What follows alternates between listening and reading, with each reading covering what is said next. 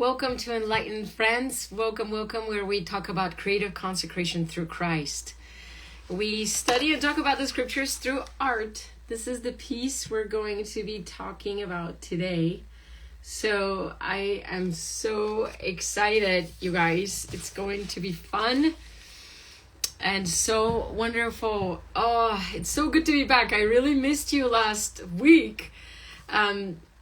We took like a red eye and it was totally impossible to make the live happen. I was so hoping that I can just find a place with Wi-Fi and I can be coherent to talk, but I was so jet lagged, so I couldn't. It wouldn't have worked. I really was hoping and trying I could do it, but some things we can't do. So it's good to be back. It's so good to be back today. And we have a wonderful guest that will join us today. And I can't wait for you to meet her. And I hope everyone's doing well. It's May. It's the 1st of May. Oh my gosh, this is so amazing. Happy May, you guys. Let me see if I can just grab my friend really quick. There's just 2 different ways to get on here. So bear with me here. Okay.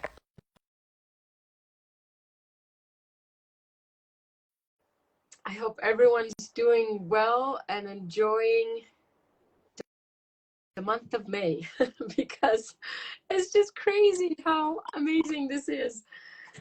Good morning. Good morning. How are you? I'm sorry I couldn't hear you.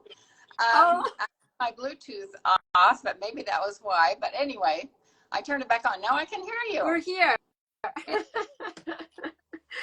This is fantastic. Welcome. I am so excited. I've been so giddy ever since we talked about this. I'm like, I get to have Momsey on here. And it was just, so excited that you have the time to be with us today. So, thank you. Think how excited I am to have you on the other end. Oh my goodness. Wow. So thrilling. In fact, I'm going to turn some blinds down so that you can see me. I'll be right back. Sounds great. So you guys, let me tell you a little about Momsey. So Momsey is amazing. This is Linda Eyre, you guys. I'm sure most of you know Linda. She's like a world-renowned speaker and author and traveled everywhere, talks about motherhood and parenthood along with Richard Eyre, her husband. And they are my Momsey and Dadly. This is how we call each other because they actually are the people that brought me here to America. So if it wasn't for them, I don't know what I would be doing. So you are like God's angel sent to me and my life and my family to help me and lift me up from the darkness that was happening in my life in Bulgaria. So now, are you? I know. Really, you were the one that brought the light to us. We are so blessed to have you in our family. Eva, in fact, we went to Bulgaria when our daughter was serving mission there to meet Eva and to see what she'd been. It was just as she was being released.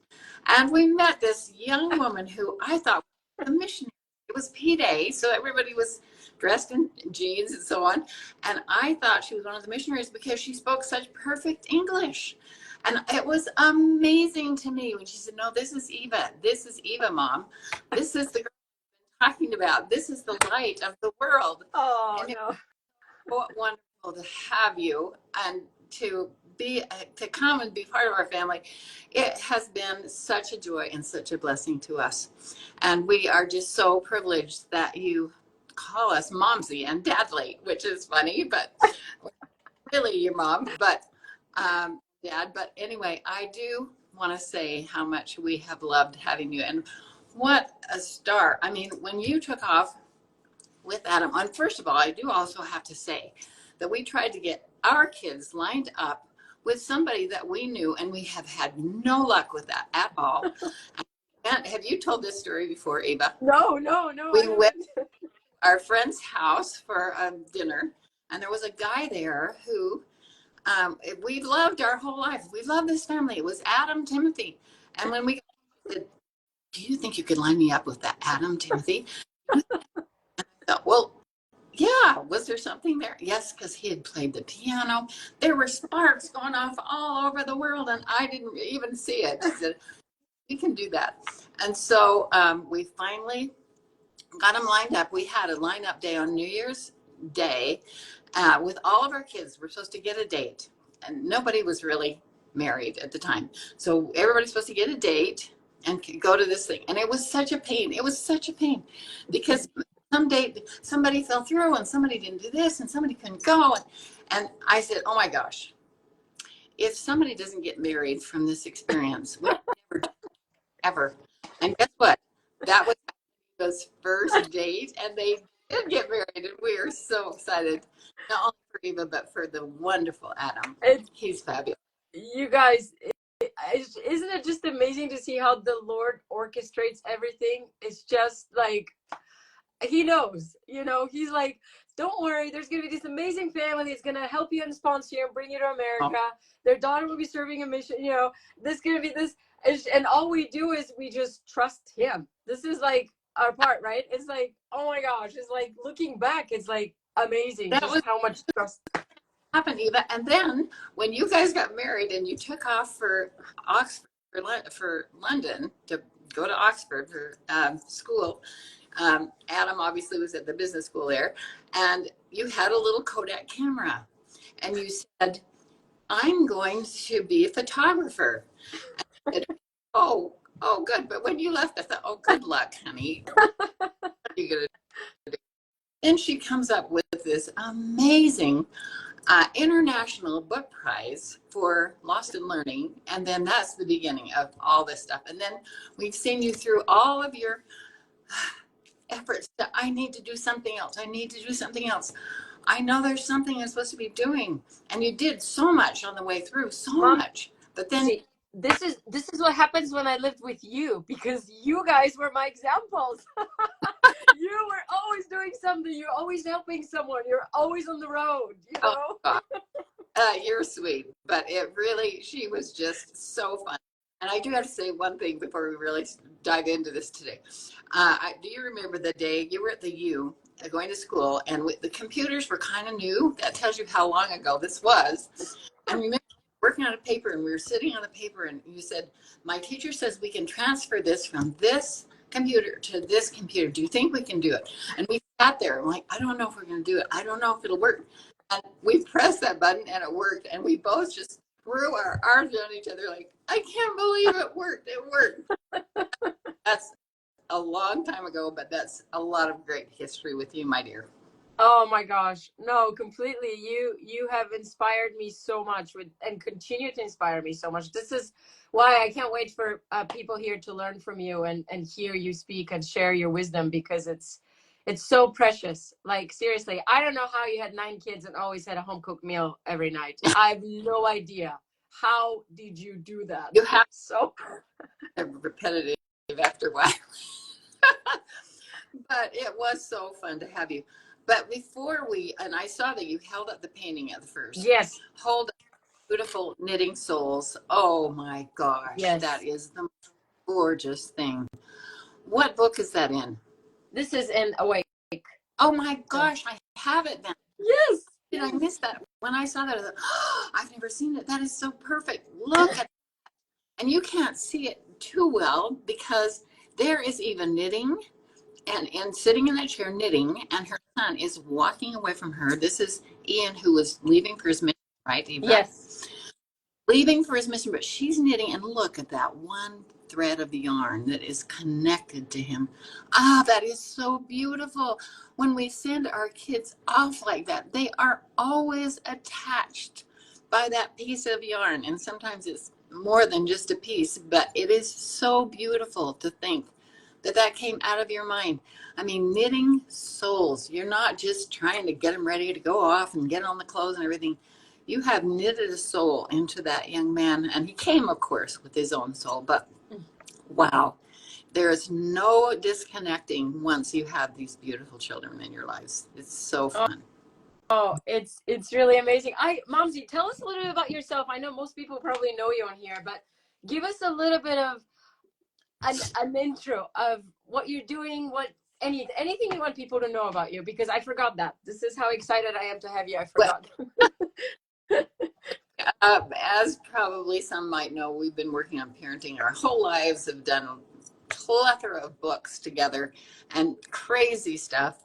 And it really is so amazing because we have tried to put, actually, what we got to was we got a bunch of kids and we started thinking, we're not going to survive this if we don't have a plan, because it is just crazy. And it started out with when we brought, who was home?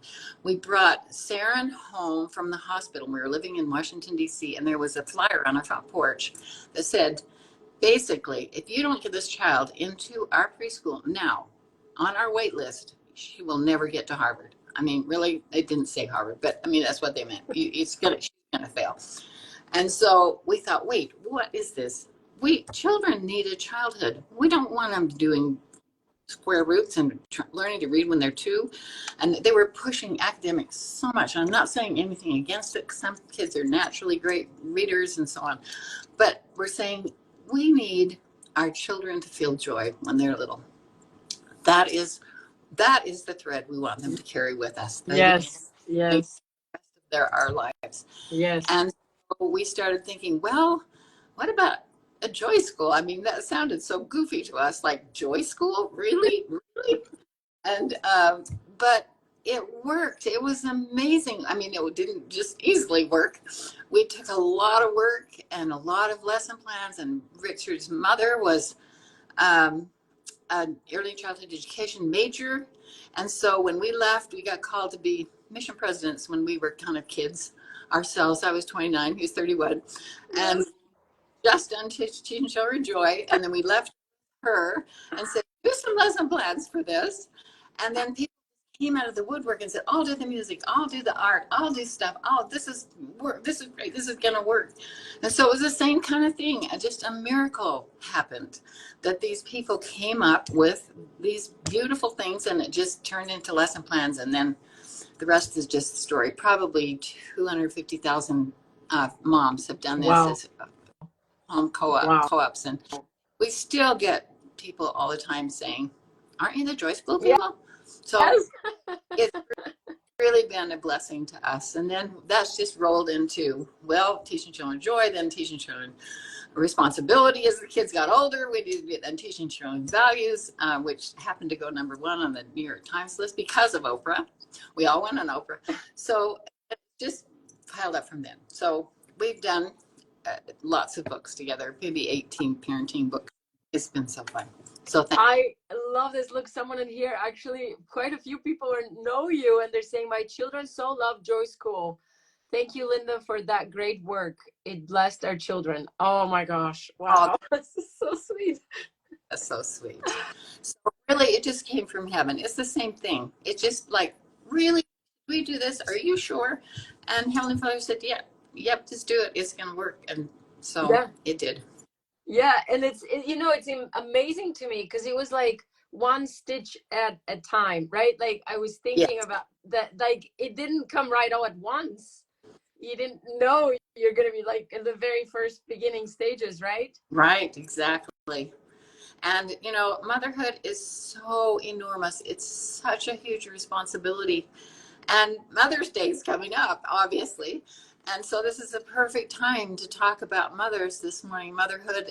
But before we do, I want you to talk a little bit about your mother, Eva, because your darling Stefka was the dearest soul. I wish you all could meet her, because you'll just see, yep, I see, that's where you're from.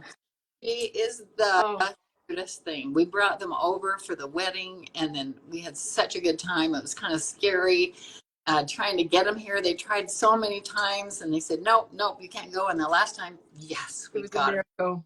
It was such a miracle. It was. It's interesting. I'm glad you said that, because I was just thinking so much about this piece. I was thinking about my mom, of course, and I hope I can actually get through this. But this is neat, because she really loved to knit. So this is actually a sweater that she knitted for Ian. So it actually is her work.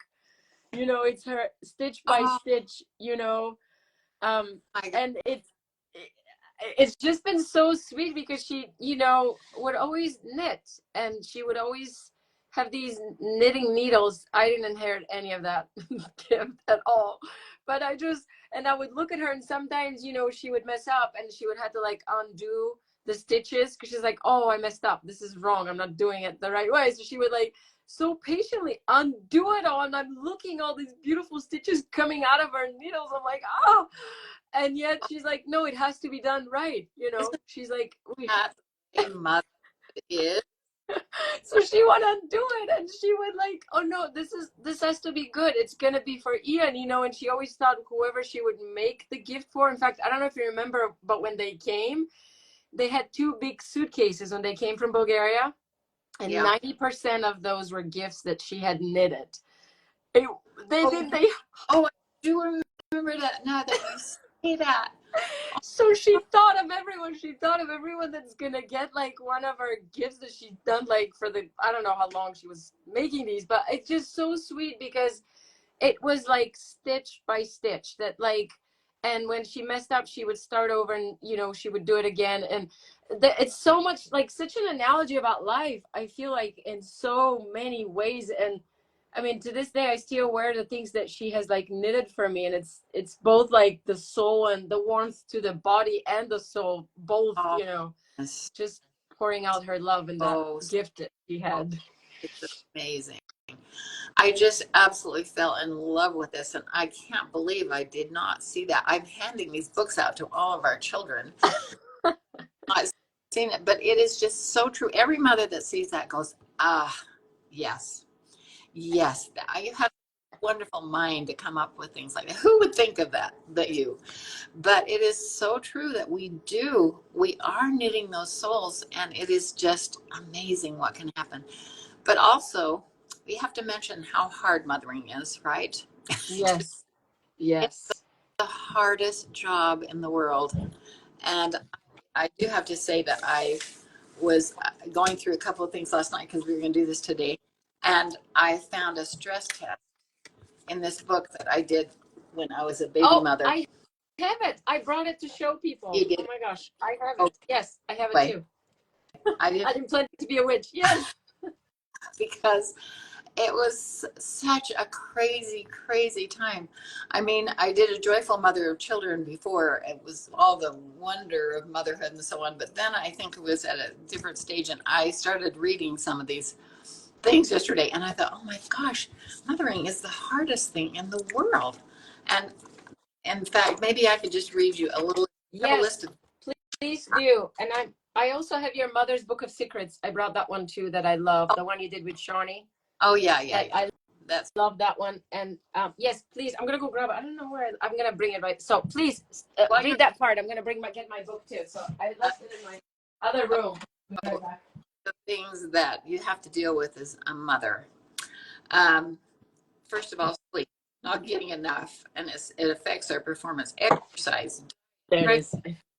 nursing, number of children, working outside the home, relationship with husband, involvement, PTA in school, social engagement, financial needs, time, size of house too small, no place to put anything, too large, too much to take care of, guests in the home, lessons for soccer, piano, going on and on, carpools, homework, parents and parents-in-law, sibling rivalry, family responsibilities. It just goes on. Obedience, teaching obedience, and working through conflicts. Honestly, just so many things that you have to deal with as a mother. So that is just so hard, and sometimes you just turn into a witch, right? Eva, I can't imagine you ever. But I'm telling you, I read some of these things, and I thought, and one of my friends said, Linda, you said too much in this book because it was a little too real. Because the kids were mad and they were fighting and doing all kinds of naughty stuff, and it is just absolutely incredible what we have to go through as mothers. But wow, it is the greatest job in the world. It is the most rewarding job in the world. And it's the deepest, most moving job in the world. Knitting souls is all about really changing ourselves as well as our kids. Oh my gosh, I love that. Oh, I love that so much because God works through us, right? To Right, get right, right. this work And done. no, it's not like, oh, I have to do this and I have to do this. We have to remember that we chose to do that in most cases. Maybe not in all, but we have to keep saying, I love being a mother. I chose to be a mother. And this is the refiner's fire. I'm the one that's benefiting from this. I am being refined by all these hard things that I'm jumping through and hoops and so on. And I was just telling some of my kids this morning who are having a hard time, like, in the end, this is going to turn out all right, but think about all you're going to learn through jumping through this. And it applies to us as well as it does to the kids. Oh, I love this. There's people here on here saying that they um the gift. Okay, thank you, Linda, for the gift of joy school. My 3 children did it multiple years, and we all agree it was the best thing we did in those pre-K years. I just read it. Looked like spilled milk. Okay. Well, I do have to say about that, it really, it's such a great thing to do with kids when you're young. I just think that it takes a lot of work. It's extra work. And used to we have to cut out things and color things and do all that. Now it's just online. It's still going at joyschools.com. If anybody's interested in starting again in the fall, we're just finishing our year this year. And our son Josh is running the website. If you just go to .com, yeah, it will. Joy Schools, you'll get to that, or valuesparenting.com. That's awesome. It's just a way to get involved, but it really has been a huge blessing, just a huge blessing to us, and we don't take credit for it. Honestly, it was dropped to us from heaven, and we just kind of put it together. Yeah. It's a little work. Well, it makes me think, like, maybe these, like, how in the talk, Julie Beck talks about the stripling warriors. Maybe they had some kind of joy school. Oh, Maybe they had some, they had some kind of groups that got together and talked about values and Jesus and God, and that was a big part of their families coming together and their friends and right, and being strengthened in that sense and taught. right.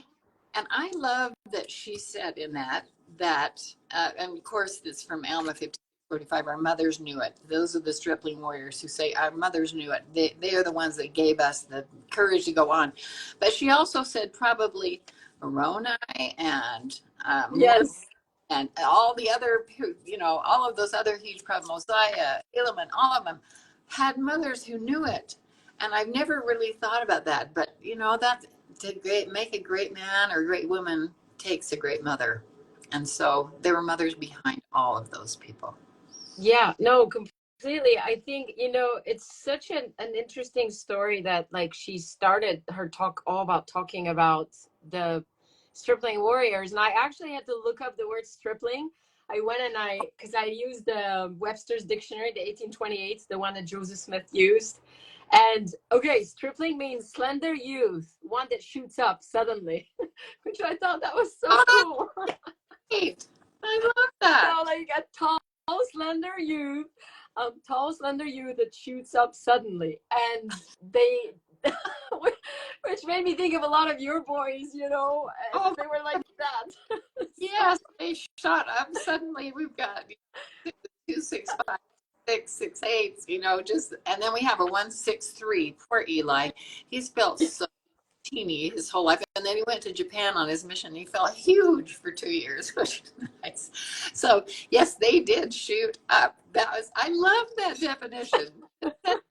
I just thought it was so. I'm like, what is stripling? Because I'm still learning English, so I looked it up, and I love the dictionary that Joseph Smith used. So it's so fun to see that definition. That's what it it meant to him. And I found this was so cool. I went through, like, Alma 53. This was all last night, you guys, because we were both traveling. We're both kind of jet lagged a little bit today, I'm sure as well. But this last night, I'm like, I'm gonna go. I just want to, like, what did the mothers know? Our mothers knew. What is it that these boys? What did they actually teach them? Right. So I would like seriously like went crazy, like stayed up way late into the night, even though I was so tired. I'm like, I just could not stop. Like the 5 chapters of the Stripling Warriors from Alma 53 all the way to like 59.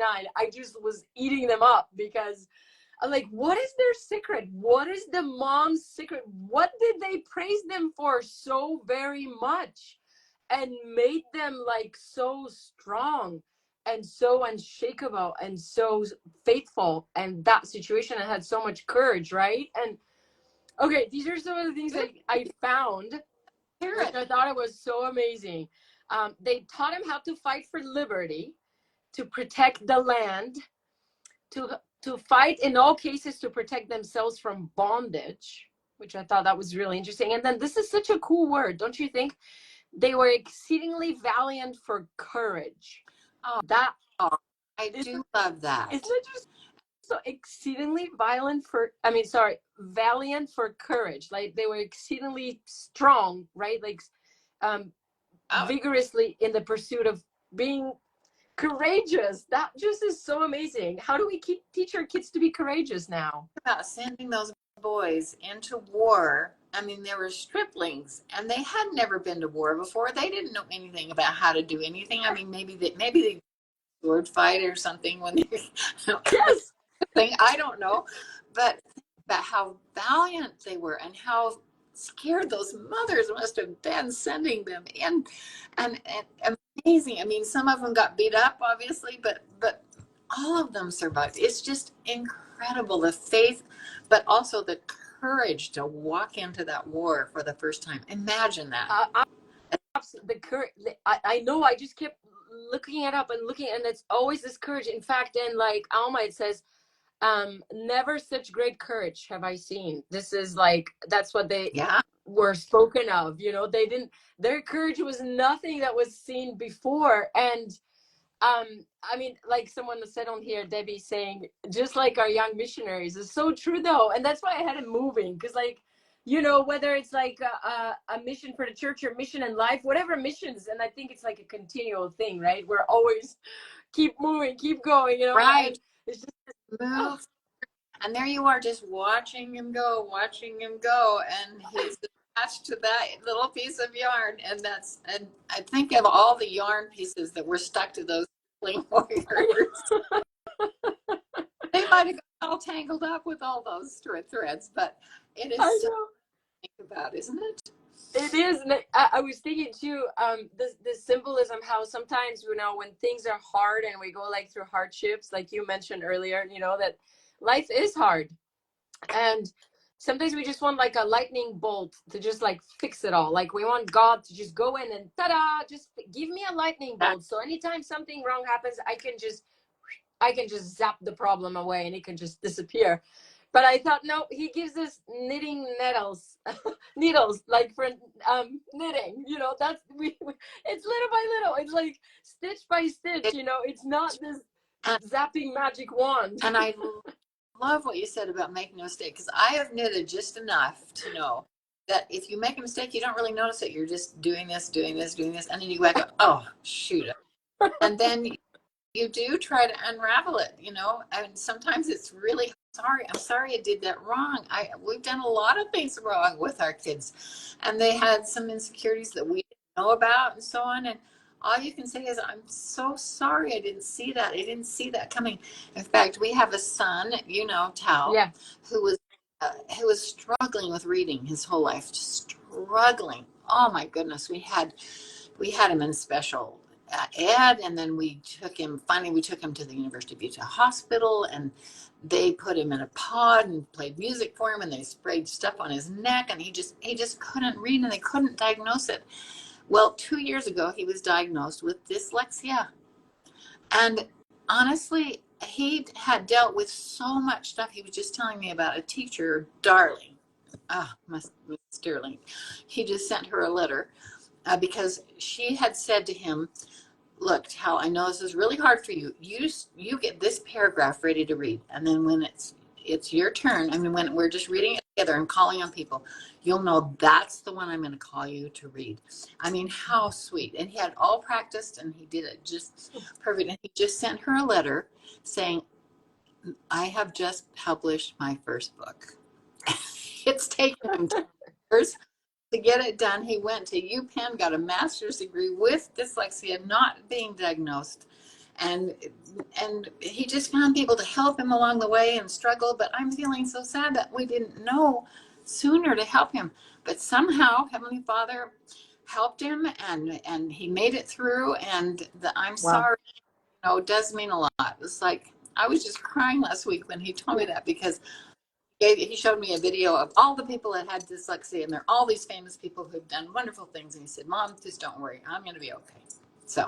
Yeah, no, I love that so much, Momsey, that you mentioned Tal. I adore him. I got the chance to live with him when he was at home. So, and Anita, I love their darling family. And it's interesting you said that about Tal. And we all have hard times, and that was not an easy thing. And there he goes. Now he publishes a book. He's like amazing that after all this time, and there were hard times, he's able to he has a book coming out, Dad Talk.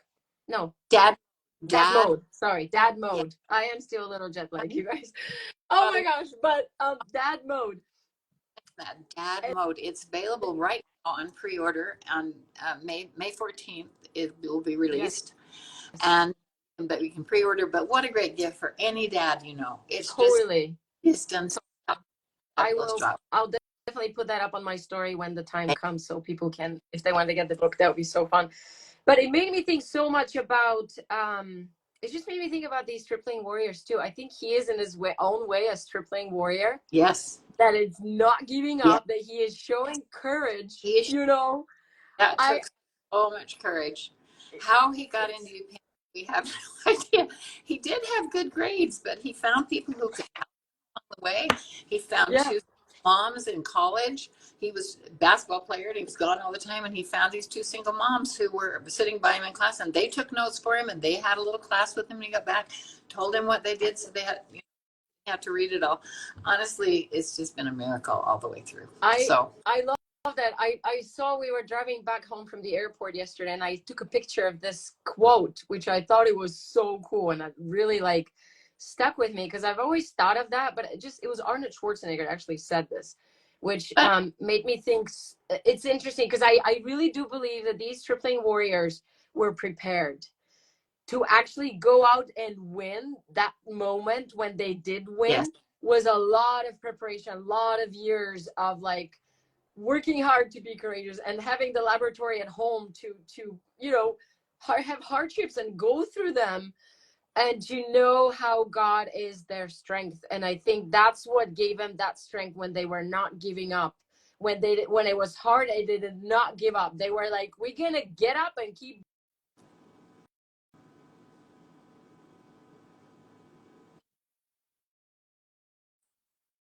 What gave him that amazing strength to not doubt is all those experiences of pushing through hardship. And this quote was so right on with that. And I still am pondering about these boys, and I thought this goes so well. It says strength doesn't come from winning. And I mean, obviously this is Arnold Schwarzenegger, so you can imagine, who's saying this. One of the strongest men, physically, right? But I think this is also a spiritual feeling about this. It could be both. It's definitely both physically and spiritually. Okay, so he says strength doesn't come from winning. Your struggles develop your strength. When you do go through hardship and decide not to surrender, that is strength. And I love that. Isn't it just so beautiful? Love that. Going through hardship and decide not to give up. That is so interesting. It applies to the. Oh, go ahead and finish your thought, and then I'll. Yeah, no. Just one little thing I want to say is, this is at the end. She's talking so much about those mothers were kind of modeling that. Yeah. Right. She said, even this women who are strong and immovable, who do not give up during difficult and discouraging times. I thought, wow, that's who they learned that from. Right. That is so interesting to think about. I love that. And I love that. And just in context with what we've just been talking about, I have to tell those who are listening who have a bunch of little kids, you look at them and you think, is this child ever going to admit it?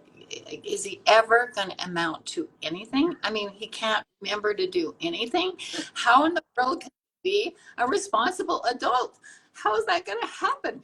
And I remember one day we were, I was so mad at Tal, because we're talking about Tal anyway, because he did the dishwasher. Honestly, I said, okay, look, we're going to be late for school, but you go in there and empty that dishwasher right now, and then we'll go. I'll take you, because if you walk, you'll miss half the day. So he went in and did it, and I got him in the car, and we went screeching down to the school and running corners, and I screeched into the school, and I said, okay, go. And just as he went to get out the door, he opened the door and he said, Mom, did you see this sun shining on the water, that manhole cover on the way down here? And I, oh my gosh, no, I did not see the sun shining in the water and the manhole cover on the way down here. Honestly, I just, that moment I thought, oh, there is an artist in there. There is an artist in there, and I should not worry so much about the dishwasher, because they are amazing. They're amazing souls. And, you know, you send them off with that yarn, but they are who they are. And it is amazing to see what they can become. So I'm just saying that because with every child, I thought, this child is never going to be a responsible adult. And they do. They just do become great people. I mean, not exactly maybe as you want, but they have their own gifts and their own talents. They see things you don't see. And they are just remarkable people. And we have to just keep remembering that when they are so naughty. Don't you love that word, remarkable? I just love that word, because it's like there's something for you that they leave, like a mark, right? Remarkable. I know. I just love that you said that word. It's so beautiful. And Momsey, it's funny when you said about the sunset, because that made me think of serendipity instantly. And you and Dadley are the serendipity gurus. And so tell us a little bit about how do you because that could be such a joy in motherhood and being a parent, finding that serendipity. And this is like one of my favorite things I ever taught, my kids, is serendipity. Like, look for those moments, because like you said, oh my gosh, the sweet soul, the artist, you saw the sunset, but that was like a serendipitous moment, Yeah. and you know that, tell us a little bit more about how that's something we should know as mothers, because it will help. Serendipity has been our byword for so many years, and it just means the simplest, I guess the definition is a happy accident, but it's so much more than a happy accident. It is finding something good that you didn't expect.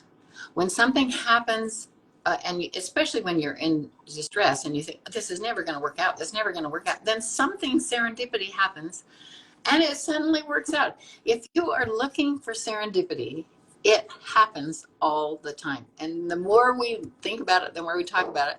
We really, on the phone with the kids, and we're like, okay, so how'd you get through all that? And, well, this happened, and serendipity, even the worst possible thing, it turned out to be the best possible thing that could have happened. And part of that is guidance from the Lord. Yes. And part of it is being aware to watch for it, to watch. And then there it is. It's just every single day. I remember once I left my phone on a plane on the last seat. And luckily, I thought of it just before I walked through the doors where you can't go back. And I went running back there. And I was terrified. And there it was. And there was a flight attendant holding it there with him. And he said, oh, this must be yours. I said, oh, yes, it is. And in 1 minute, we found out we were related. I was related to this guy. I mean, those kinds of things just happen all the time. And I don't know how heaven works it out, but serendipity makes life so fun if you're just watching for those moments. Yes. Oh my gosh, it's so true. And I remember Dudley having those awesome gold books that they were like amazing. They got me all through college and my mission. I always carried my gold book with me. And there you go. Those are amazing, because there's like always a part in there to write your serendipities. Yeah, it is really, really fun. So this is one side goal and then the goals for the day, and then these are the serendipities that happen that just like Brilliant. happened, and then you just write it down and think, oh, thank you. Oh, thank you. There's a little bit of light there. And sometimes it's more than a little bit. It's just amazing when you start looking for serendipity.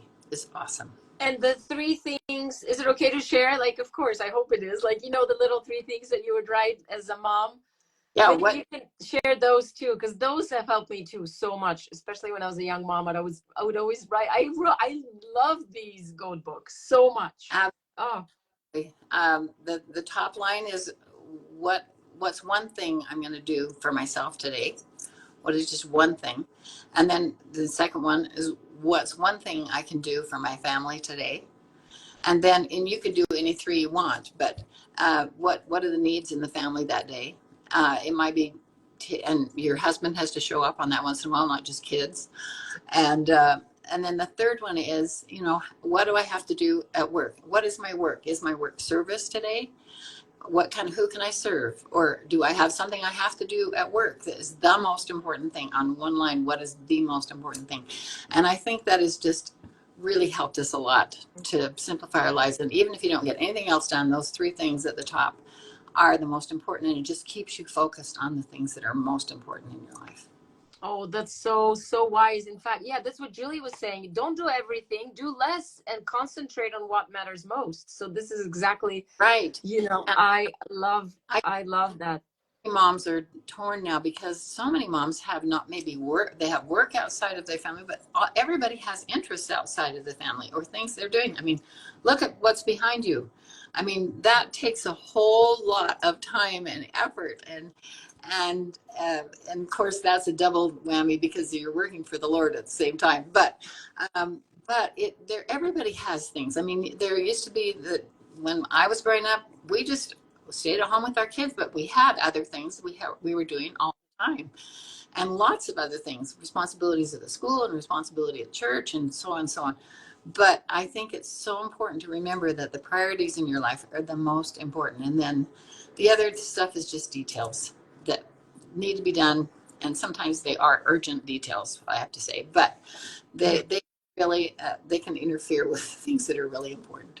But I love that, because you're a musician, and I just absolutely love that your love for music you pass on to your kids. Again, this idea that Julie Beck talks so much about, being the example for the kids, just like those tripling words, like they looked up to their moms. And I love so much that you did exactly that. And I remember the kids practicing before school. It was like early, and they're like doing the cello and like the violin. I'm like, where am I? This is amazing. I could barely get out of bed to go to class, and there's like Charity practicing the piano. I was just like, holy cow, you know, the motivation and the stamina and the passion and enthusiasm, you know, you had for music that you pass to your kids. Just, oh my gosh. And just amazing. Like, let me say that, you know, I have friends who have concert violinists and pianists, and they've carried it on, and they're teaching their own students. My sister-in-law was fabulous at carrying through with all that. And we didn't have any of that with our kids. Even after all that time, we did have a little string quartet in the summer, and we had fun doing that. And then we had lots of practicing, lots of recitals, lots of things. But the best thing that came out of that is that our kids appreciate music. They appreciate concerts. They love going to concerts because they know what it takes to play an instrument and so on. So I'm just saying this to you moms that are out there tearing out your hair, because it's so hard to be consistent with that practicing. And you don't want to miss one that has really a gift for that.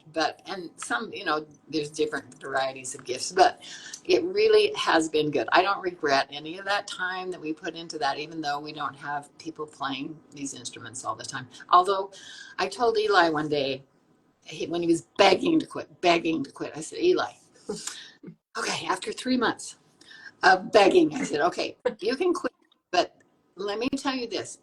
Don't you ever say to me, why did you let me quit? So he said, okay, Mom. So now he's 42. Anyway, he loves playing the piano. He bought the music, brought it with me, practiced it at home, and we just played at Thanksgiving together this beautiful piece that he's been practicing. He never did say, why did you make me? But I regret that I didn't keep him going, but he really has that little spark, and he has that little thread, that little piece of yarn, that's to him. And he loves music. He loves music. So you never know what direction that's going to go. Wow, that's so beautiful. Like full circle, full circle. He's like, yeah, he played with you. Oh, I would love to. I hope you recorded that. I would love to watch that. I would love to see you guys play together. That is so amazing. Okay, we have some people asking if the books are available, the gold books. Are they available? If so, how do you get them? No, I don't know. We have about 1,000-year supply of gold. It's only available to us. And actually, if you were really dying for gold books, you can send, and I will send it to you. You can put notes, our address, right? Awesome. Can you? Or yeah. Email. Maybe people can DM me or something, and then I'll let you know if somebody wanted them, or okay. However you can give them your email. Whatever's best for you. I don't know. Honestly, we have so many gold books. I'll send a nice supply to anybody who really wants them, because they're amazing. Yeah, they're really amazing. And so I was thinking so much about that, the beauty, because like I feel like, I mean, I remember even seeing you, like you would go to like practice, you had your darling friends and you would get together and you'd play the violin with them, and you would come home and you were so excited. You just were extra glowing, if that's even possible. Because you were always glowing, like no kidding. But like you had, like when you would perform and you were just so excited to I think it's amazing and important to do our gifts, to develop them, because the kids see that, and we're better moms for it too. Like, thank you for reminding me of that, because when we lived in DC, we had 3 other friends, a cellist and another violinist, violist, and we got together we tried every week for a while, but then it got crazy. But honestly, we had to hold our stands with our feet, both of us, because we had 3 babies crawling around underneath. So we learned to be really good holding our feet down. And then one mother said, "Do you think I could really nurse and play at the same time?" Nurses. We were laughing so many little kids, and then toddlers playing and stuff. But I love that they heard it play. And then we got a chance to play at the Visitor Center in Washington, D.C. as a quartet, and it was so fun. I hadn't thought of that for years. Thank you for reminding me. It's so amazing, just like being able to use our gifts and consecrate that time for the Lord, because we do it for His glory and to bless others. It's just such an amazing concept that any one soul that is touched, it works. We've done our job. I mean, I still play in a string quartet that we started in Boston years ago. There you go. And we're Monday. Our cellist is 80. He's having his 80th birthday this week. Wow. We have a fabulous 2 that have played in the orchestra at Temple Square, and we have so much fun with that. Even it's lifelong. So that's an awesome too. But hopefully the kids have carried that little thread with them in their lives. So. Oh, definitely. Oh my gosh, for sure. And they're I love that they also have the thread of public speaking. I've just seen them speak, and it's just amazing. Like, they have also inherited so many other gifts from you guys. It's not just music, it's tennis, it's athletics, basketball. There's just so many. That's the thing, like we can't think they're not watching or seeing, because they are, right? The kids, they're sponges, they're watching us, what we're doing. It's just amazing. I love one of the things that it touched me so much in Alma 57. This just touched me so much, because it says that they had exceeding faith, believing that there was a just God, and whosoever did not doubt that they should be preserved by His marvelous power. And their minds were firm, and they put their trust continually in God. And that just makes me think again back to their mothers. They saw them do that, right? Yeah. Oh, that's really interesting. Good for you. That's fantastic. And, speaking of scriptures and speaking of covenants, before we run out of time, I have to say, because this is all about covenants and being covenanted to the Savior and all the covenants we make, but we also covenanted to be mothers. And that's a huge covenant. And it is amazing what that can do for our children. And of course, I do have to say that our favorite scripture, you probably know this because Sky's been here on occasion. And so you know that I have Grammy Camp in the summer. Yes. And I make sure that all of our children and grandchildren memorize my favorite scripture. And we talk about it a lot when we're together. I just do little Grammy camps, like 4 to 6 at a time. And we just have a fun time up at the lighthouse up at Bear Lake. And we do all kinds of, we do crafts, but we also do ancestors. But the main thing is scripture. My favorite scripture, every single one of our grandchildren can just, the littler ones just get the first part. So it's Helaman 5:12.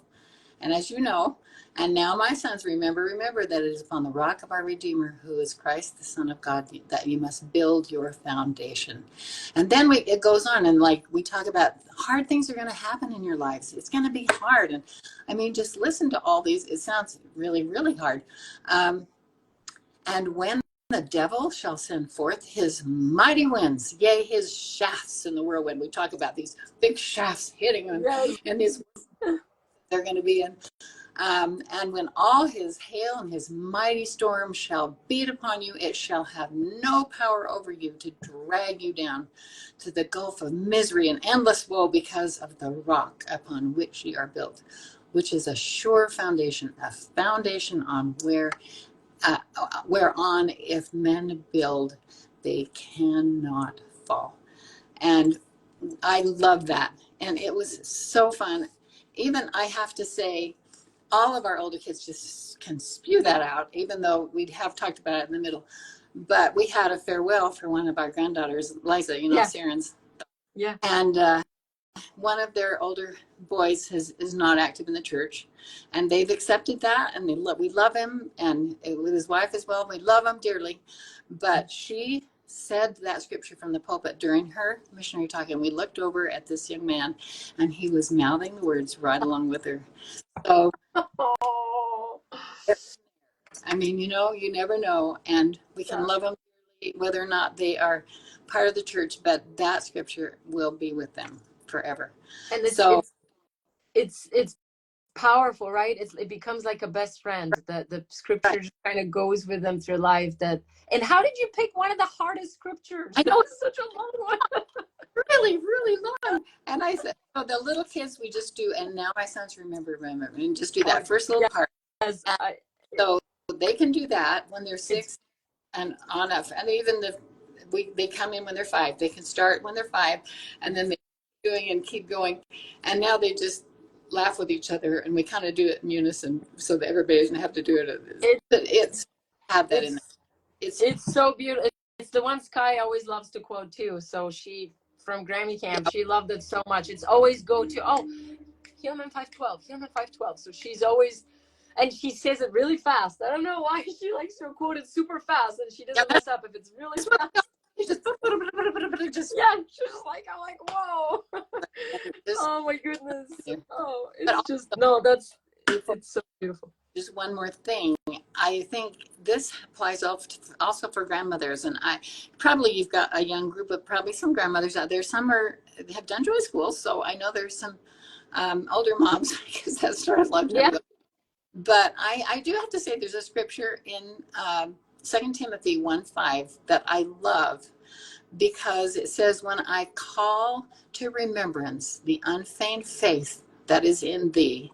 He's talking to Timothy. When I recall to remembrance the unfeigned faith that is in thee, which which was first in thy grandmother Lois and thy mother Eunice. Yes. And I am persuaded that in thee is them also. I love that. The mother and the grandmother. I mean, this is Timothy. This is, amazing. Paul talking to Timothy about their mothers and grandmothers. So I think grandmothers can make a huge effect on their children as well. And it's so good to see these little ones. And actually, we can love them sometimes even more than their parents do. But it really is fun. So we are doing something for grandparents now. If anybody's interested, they can go to grandparenting101.com. We've done 2 6-month things, and we're just starting a new program for grandparents. It's 2 2-hour modules that will be starting in the fall. So if they're interested in doing that, it would be great to have them, because grandparents are so important in the lives of their kids. That's wonderful. So true. Oh my gosh. I agree. Like, you can send me any info. I can put it on the story if anyone's interested too. And I love someone is saying here that they need to tell you need to tell your husband that a very cute USU Old Logan 18th warder needs a book or many. So someone knows you from the Logan ward. So this is so fun. Lord is precious to our soul. Oh my gosh. Oh, well, thank you so much. I can't believe it's been an hour. This time just completely flew away. And so many golden nuggets, so many sparks, so many wonderful things that to ponder and think about. And one more thing before we go that I was going to mention is probably the thing that's made the biggest difference, or that created a wonderful little pattern in knitting, was to have a testimony meeting with our kids every Fast Sunday. I mean, we started, Fast Sundays are hard. And, when they come home, the kids are just grumpy. They haven't eaten and they're miserable. And we thought, no, there's got to be something better. So we always just came home from church. President Hinckley asked us to do this once at conferences years ago. He said, have a testimony meeting in your family. So we had testimony meetings. We came home from church and we would all bear testimony. And, they wouldn't necessarily have to stand up or whatever. And it became the sweetest thing that happened in our house ever. Those kids remember each other's testimonies. We learned things from our teenagers we didn't even know were happening, like hand signals. They were running to each other to say, I love you at school. And things that we never would have known about their little souls and how they felt about that, about the gospel. And I just can't say enough about testimonies. And I know it's hard, and some kids are, I don't want to do it and all that stuff, but make it informal. You don't even have to make it a formal testimony meeting, but let's call it a feeling session if you need to. It's really a sweet experience. I love it. I totally did this. We've done this, all of our kids grown up, because of you guys when I was living with you. So it is always, like, seriously, it's been a gift. Like you said, like, it's so binding. It like really keeps you together. And even like sometimes if we're on the road, we do it in the car. Like, we would be in the car and we're just still trying to make it happen in the car, which is actually a great place to have conversation. But it's just, yes, those are some of the most powerful moments that like bind the family together, and I'll never forget those. I would never ever forget those. You are a doll to do that, but it's that little thread of yarn that comes from the inspiration. Yes. Oh my gosh, that's so true. Like, just every prayer counts, every love gesture, every hug, every just care, anything, any of those stitches count for our love, to show our love to God and our beautiful children and families. And thank you. Hey, before we close, thank you, Eva, for everybody listening. Thank you for the wonderful things that you've done. You just bring light. We saw you in Ogden, and it was just, the whole audience was just filled with light. I'm sure you've seen her perform. You can't help it. It just draws you in. And so that little yarn is also stuck to me, my dear. Oh my gosh. I can't wait to see you and hug you when we come to Utah. Yeah. Thank you so much. I love this. Thank you for bringing Eva to America. That is so sweet. Yes, thank you a million Google times. And her family. You guys are angels on earth. You always have been and you always will be. Always helping somebody else. Always being the Lord's hands and eyes and hearts. And so thank you for who you are. We love you so much. Love you, darling. Thank you guys. Thank you everyone for being here. Yes, we'll be back next time, same place. And we have fun stuff to talk about. So carpe diem, enjoy motherhood and testify of Jesus. So that's so fun. Bye-bye. Thank you. Love you. Bye.